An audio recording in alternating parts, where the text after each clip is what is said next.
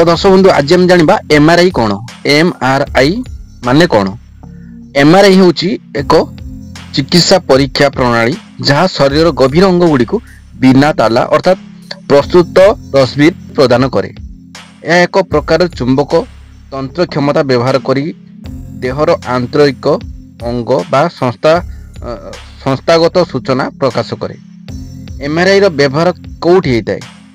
मुहास्पंती बा मस्तिष्क असुस्थता, दांत पटिका समस्या, दांतरे असुस्थता, हृदय और तारक संस्त्र परीक्षण। तारक माने शिरा प्रशिरा जोटा कि होची तो सही परीक्षा करा जाए।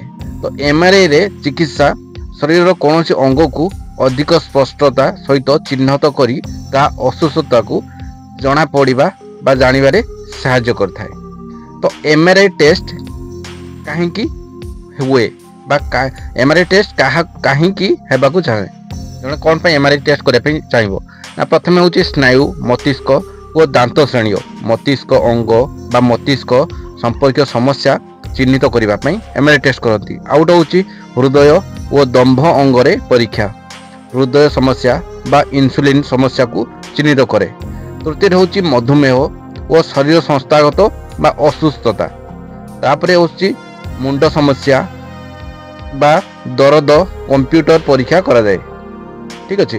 तो एमआरआई एक आधुनिक चिकित्सा प्रणाली जहाँ चुंबक शक्ति और रेडियो तरंग गुड़िक व्यवहार करी शरीर भितर देह अंग और संस्थागत तस्वीर प्रकाश करिथाए। एही परीक्षा अपरिचित असुस्थता चाटी एवं दुखदायक लक्षण तथा पेट निम्न रे गभीर समस्या को चिन्हित करने को साहाय्य करिथाए।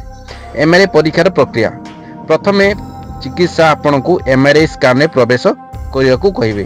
ठीक अच्छे। यही परीक्षा सेल्फी स्कान रे हेबा सहित कौन जंत्र किंबा अन्य शक्ति जंत्र निराकरण करिवार दरकार होता है। यार समस्या साधारणतः 20 रु 40 मिनिट होता है। यार समय 20 रु 40 मिनिट होता है जो थी आपन को किसी समय शांति रहा कही था आप चुपचाप शोया कही था। आसतु यह अधिक सूचना आमे जदि आपण अधिक सूचना जाना चाहूँगी तो कमेंट माध्यम रिप्लाई करूँ। मुझे पूरा आउरी विवरणी आपको देवी। ठीक अच्छे। तो एवं रोची जय जगन्नाथ।